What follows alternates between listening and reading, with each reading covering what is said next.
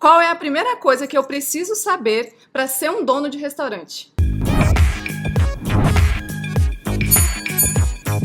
Se prepare. Essa dúvida era uma dúvida que eu também tinha, né? Quando eu estava lá nos primeiros passos, com a ideia ali, rabiscando no papel, pensando como é que eu vou montar meu negócio, como é que eu vou montar meu restaurante, como é que eu vou receber as pessoas, o que é que eu vou vender. Basicamente eu tinha muito isso, né? A gente que tá querendo montar, a gente pensa, como é ser? Porque até então a gente não sabe, a gente muito tá sentado na cadeira do cliente. Só que a primeira coisa que eu quero te dizer é, você tem que passar pro outro lado do balcão. Aqui atrás. Exatamente, você tem que ir para trás, você tem que ir pro lado de lá.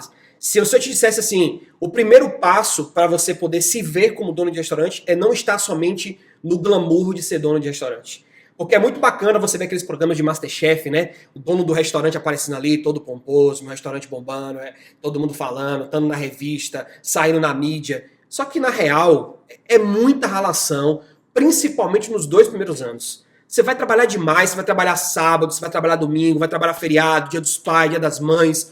Ah, Matheus, mas a vida toda é isso? Não, não é a vida toda. Até você organizar, ter processos eficientes, uma equipe que realmente cumpra os procedimentos, é isso que vai acontecer. Eu me lembro muito bem que eu vi uma reportagem do Shiba, né, do Robson Shiba, falando sobre isso. Cara, eu só vendia franquia para as pessoas quando eu dizia para ela, você está disposto a ficar 3 anos sem tirar um dia de folga durante 3 anos?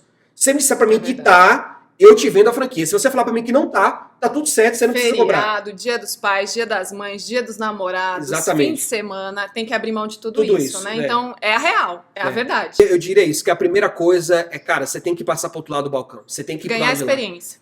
Aprender, realmente ver. Procura, assim, antes de você pensar em montar, eu diria até isso, procura trabalhar, nem que seja às vezes como estoquista, como caixa, faz um freela como garçom, enfim, tenta estar dentro da operação de um restaurante. Para ver o dia a dia, sentir como é ali na prática. Sentir na pele, tem que sentir na pele, você tem que estar ali vivendo aquilo, porque talvez naquele momento você descobre e fala, cara, não é isso que eu quero.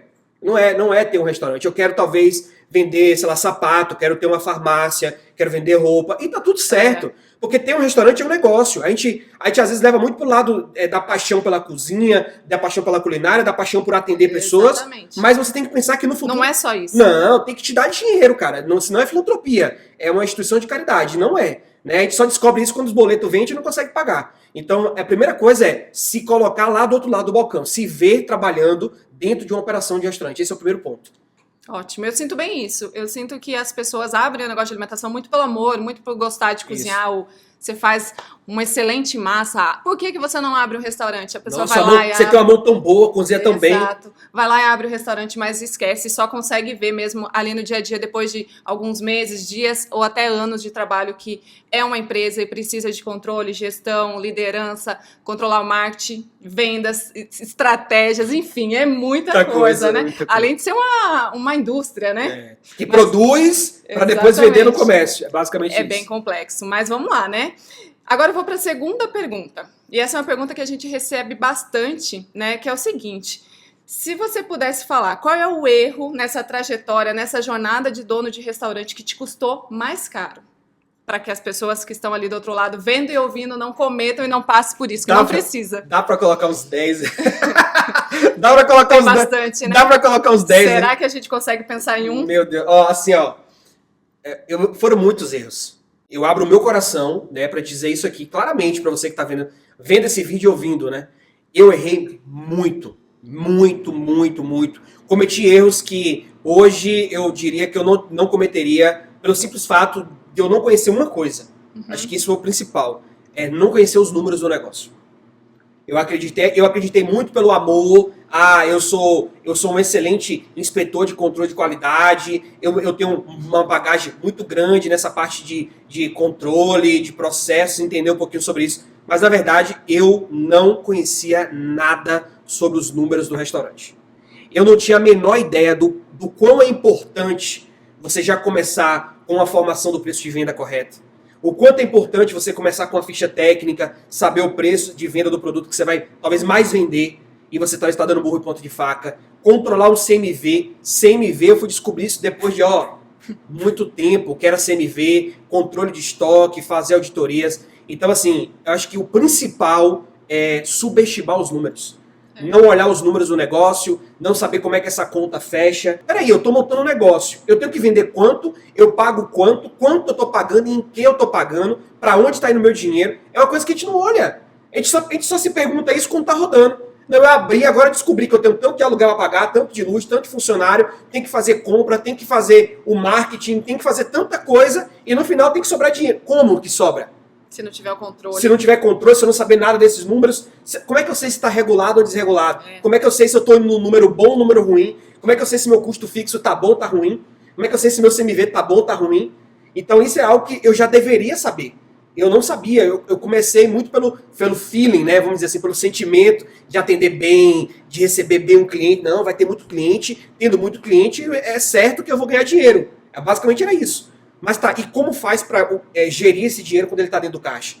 Como é que faz para gerenciar esse dinheiro? Isso é algo que eu deveria saber e eu realmente patinei, eu subestimei, eu não olhei com o olhar, digamos assim, profissional, né? O olhar de um empresário mesmo. Eu não era empresário quando eu montei meu negócio, eu fui muito amador, muito pelo desejo, pela vontade de empreender, de fazer aquilo acontecer, mas não ter olhado os meus números, conhecer os números de um negócio de alimentação. É isso que eu quero que fique claro aqui. Né? Se você tem uma farmácia, quais são os números de uma farmácia? Você tem uma loja de roupa, quais são os números de uma loja de roupa? Dei risada porque ela trabalhou durante muitos anos em loja de roupa. Como é os números de uma loja de roupa? Se eu tenho uma loja de vender bebidas, quais são os números de uma adega? Quais são os números de uma adega? Cara, tem que saber. É básico que eu não sei. Uma operação, quantos eu preciso para faturar, para poder entrar no meu ponto de equilíbrio e saber que eu estou tendo lucro. Então, isso é algo que a gente pensa que é besteira, mas não é. Não é besteira. É um saco, vamos dizer assim, entre aspas, fazer um plano de negócio, ter que estudar aquilo ali e tal. Mas é importante para você ter pelo menos a base de como se espelhar se você está no caminho certo ou errado. Toca a sineta porque é incrível, concordo em gênero, número e grau, é muito importante esse controle, vai te tirar um tempo ali, né, para não errar, assim como dinheiro também, né? Tempo, dinheiro, enfim, quanto antes você procurar controlar, medir seus números, ter todos esses números na ponta do lápis ali, você vai conseguir tomar. Tem uma coisa que eu completar aqui que eu lembrei, você falando isso. A gente às vezes subestima isso. Quando é que a gente quer olhar para os números do negócio? Quando a conta não fecha. Exatamente. A gente busca tarde isso, né? A gente tem que buscar antes. A gente ainda fica assim, não, mas é porque a primeira é a fase do negócio. Não, é porque tá começando agora. E aí tá começando agora, passa um ano eu dando murro em ponta de faca. Passa 2 anos eu dando murro em ponta de faca. Meu amigo, é isso que é ter um negócio? É 2 anos eu patinando. Não 2 precisa, anos, né? Não, 2 anos você saber esperar. se eu tô indo bem ou tô indo mal. Quantos, né? E isso é uma coisa normal. Aí quantos meses tem que passar para eu imaginar que agora eu tô indo agora. Não, mas agora vai mudar. Agora eu vou. Mas eu ainda continuo sem saber. Né? Eu continuo sem fechar, essa conta não fecha. Então eu acho que esse é o ponto.